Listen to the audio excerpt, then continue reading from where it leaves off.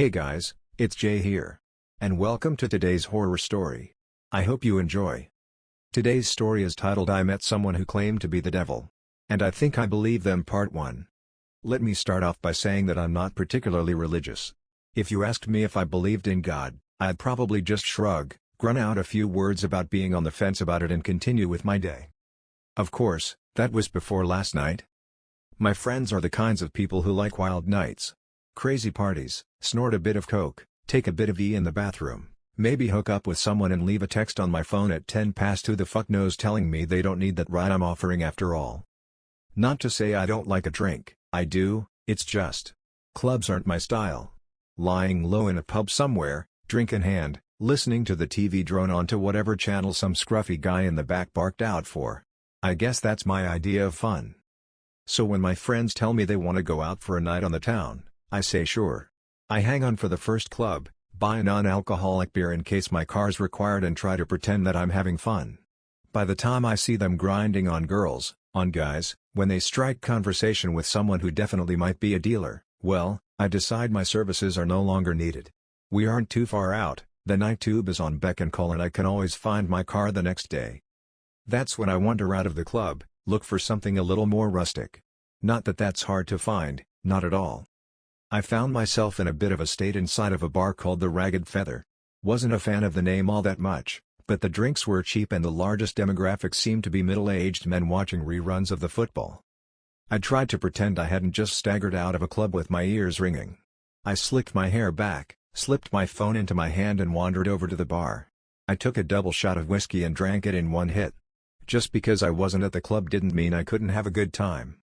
I hung at the bar a while on my own. Scrolled through my phone pretending I was doing something far more impressive than I really was. I kept an ear out for the guys on the sofas. They'd get vocal every now and then. I think the football was just running highlights, but they were incredibly dedicated to their teams. I got another whiskey and bled into the background. Of course, stragglers from clubs are commonplace. It wasn't long until some scantily dressed women staggered in, laughing, chuckling, pointing for where they wanted to sit. I saw a guy walk in with his friend slung over his shoulder. Catatonic, most likely. He threw his friend onto one of the leather sofas ingrained with beer and smokes and demanded 2 pints of water and all the peanuts the bar had in stock. The bartenders seemed bitterly amused. Some of the girls were taking selfies, snapshotting their friends who were still at the club. They were ordering shots, gearing themselves up for the next leg of their night. A couple blokes wandered in with curries and take-out trays. I saw someone eat a Big Mac on the outside seating through the window. This was a night for the young and inebriated and my mind was just dulled enough by the whiskey to enjoy the characters I could watch peaceably without interacting with.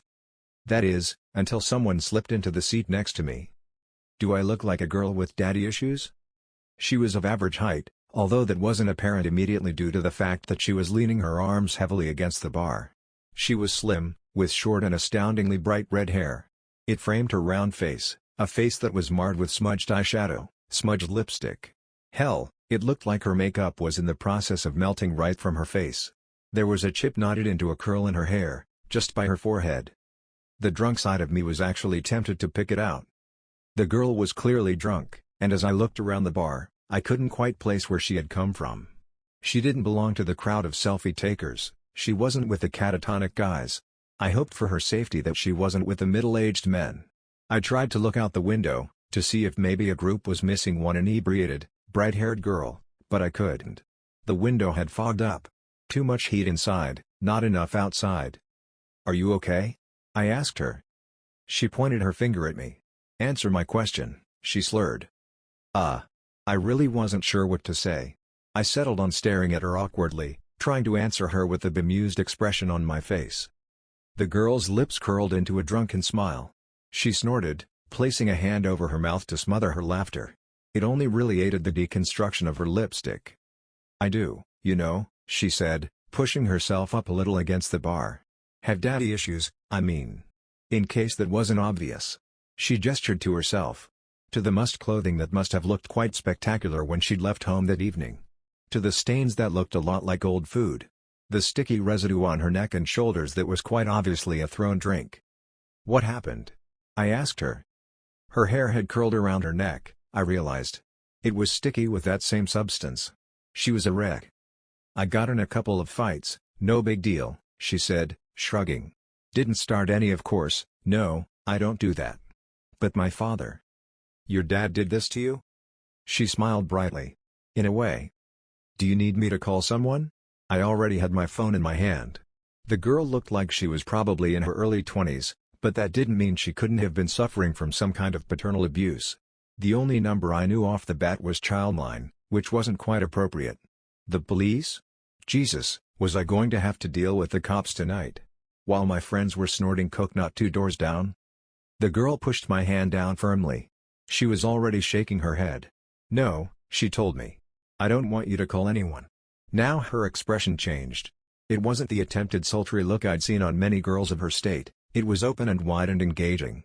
She wanted something from me and I felt compelled to give it to her. I want something else. What do you want? I asked her.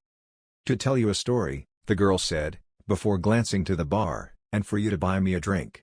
The universe is a pain sometimes and I'm afraid I think I might have lost my wallet. I laughed. I didn't know this girl, didn't know where she'd come from at all. My nights were generally about getting comfortably wasted and making sure my friends weren't dead in a ditch by the end of it all. I was used to getting hit on every now and then, but even as I was sat on that bar stool with a drink in my hand, I knew that this wasn't what this was. This girl had no intention of getting into my pants. All she wanted was to talk. I guess I was okay with that. What's your poison? I asked her. Her lips quirked. Appletini. The bar offered a very limited cocktail menu, but by some miracle I was able to order her an appletini from the list. I ordered a cider to go with it, suddenly a little too aware of where this night could go. I'd unthinkingly supplied this liquored-up stranger with even more alcohol and she had clearly had a rough night of it. A part of my old instinct came back, the same instinct that had me texting my friends every few hours to make sure they hadn't wandered off to somewhere dangerous beyond the club. With no one but the bartender aware of our existence on these stools, I realized that I was suddenly responsible for this very drunk stranger.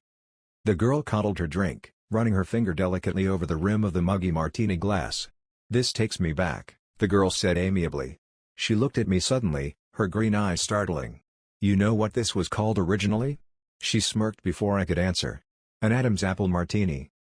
I snorted. Yeah, I think I've heard that before. Of course, it wasn't actually an apple, she continued, eyes moving back to her glass. The text translated that part wrongly, mostly because you people don't have a word for it anymore. The fruit was incredibly exotic and, to be honest, it doesn't exist in this realm of existence. Only Eden, she laughed dreamily. And Eden's long gone. I stared at her. Are you okay? It was more honest than the last time I'd asked her. Mostly because I was beginning to feel a little dread creep into my stomach. Of course, the girl said, grinning widely. Why do you keep asking? I mean, I stuttered, now, don't take this the wrong way or anything but. You look like someone poured their drink over me? The girl asked. Like someone else threw their kebab on my dress and another unpleasant chap littered me with his fish and chips? That I have been hit, slapped around a bit and left in the gutter for the rats to find me? She held my eyes for an incredibly long time before her face broke out into a grin. Yeah, something like that. Why would they do that? I asked. Why wouldn't they? The girl shot back. People aren't that great and alcohol makes them worse. She shrugged. Sometimes makes them better. Nicer, a little looser in the sack. But mostly just annoying and a little smelly. I looked at her, I watched her knock back her drink. She exuded the intelligence to know just how ironic her words were, but she was neither caring nor apologetic about them. The girl looked at me again. You bought me a drink. Now you can listen to my story. I nodded wordlessly.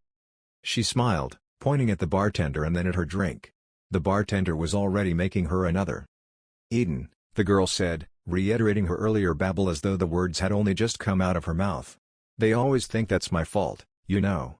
The reason Adam and Eve got kicked out of their perfect little nudist paradise. She shot me a knowing glance. Only in Eden can you sit on the grass butt naked and not get a pine cone stuck in your crack. I blinked. I'm sorry, I said. I'm not following. Sorry, the girl said. My story won't make any sense without a proper introduction. She reached out her hand. Hello. My name's Lucifer. She winked. But you can call me Lucy. There's an uncomfortable heat that stretches through your veins when you first go into fight or flight mode. Adrenaline pounds through your blood and all you want to do is get up and go. It overrides everything else. A lot of things made sense when the girl told me her name. For starters, that she was crazy. She had to be. She looked like she'd been attacked on 4 separate occasions in one night, and up until that moment, I hadn't known how that could be possible. Behind the melty makeup and dirty clothes, she was rather attractive, and her attitude hadn't come off as catty or rude. If she'd been going around telling people she was the devil, though, that gets a reaction out of people. I suddenly felt myself looking at her wrist, down towards her ankles. Did she have some kind of cuff on from one of those mental institutions? Had she broken out of hospital after a nasty bump on the head? Was any of this even happening at all? I really would have to call the cops. "I know what you're thinking," the girl, Lucy, said. "You're thinking that I'm crazy, that you need to get out of here. Maybe you even think I'm aggressive." "Are you?" I asked her. "Would I be here with you, drinking appletinis if I were?" she asked, fluttering her eyelashes. "Would you look the way you do if you weren't?" I shot back. She grinned, toasting her new glass. Touché. Unthinkingly, I clinked my cider against it. Then I frowned. She chuckled, leaning closer. "Let's have a little wager," she said. "Let me tell you my story, and, if you believe me when I'm done, you can't go about trying to get me locked away somewhere." I stared at her. "If I ended up believing you, then why would I do that?" She smirked, sipping her drink. "You'd be surprised what people do when they believe you're the devil." "And you do this often?" I asked. "Tell people you're Satan?" She snorted into her drink. "Not as often as I should. But it's been a rough day and a hell of a long lifetime. I'd like to have a chat if that's alright with you." I waved to the bartender for another whiskey. The girl's eyes glinted with humor. I wasn't necessarily trapped with her, but a part of me didn't want to leave without first hearing what she had to say. Besides, at the end of it all, I couldn't just leave a crazy girl to wander around London alone at night. "So," I said, taking a swig of my drink, "Eden?" Lucy laughed. "Adam and Eve?" I continued. "You're saying that's true? God created 2 humans and we all came from them?" "God made 2 prototypes," Lucy corrected with a raised finger. "My father created angels as his toy soldiers, but he had failed to make anything like himself. After us, it was his next big project, and he spent every waking hour of existence slaving over his 2 prototypes. He gave them a perfect utopia to live inside of, but he wanted to test them. He wanted to know whether they had free will." "And did they?" Lucy's face soured. "No. My father could never bring himself to go that far. He tempted them with the idea of knowledge beyond their understanding and told them exactly what they could do to claim it as their own. But to be able to create a being that could go against his law? Oh. My father is a very controlling being. He was afraid to unleash that ability onto them." Lucy was very adamant in her delusions, that was clear to me. She spoke about her father with such distaste that I began to feel bad for her.